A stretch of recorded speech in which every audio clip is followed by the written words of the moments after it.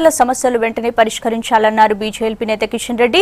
కానిస్టేబుళ్లతో సమానంగా హోంగార్డులకు అన్ని benefits కల్పించాలన్నారు. DGP Anurag శర్మను కలిసిన ఆయన హోంగార్డులకు ఉద్యోగ భద్రత, ఆరోగ్య బీమా, ఈఎస్ఐ సౌకర్యం కల్పించాలని కోరారు. అన్ని రాజకీయ పార్టీలతో చర్చించి హోంగార్డుల సమస్యల పరిష్కారానికి కృషి చేస్తామన్నారు కిషన్ రెడ్డి.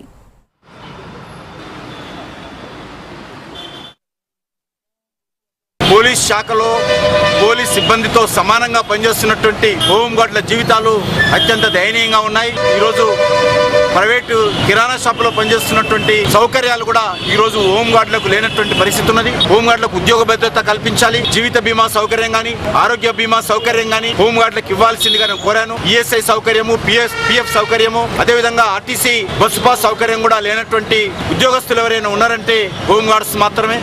కాబట్టి కనీసం ఆర్టీసీ బస్సు సౌకర్యం కూడా ఇవ్వాలని కోరాను. వేతనంతో కూడినటువంటి సెలవు దినం ఇవ్వాలి.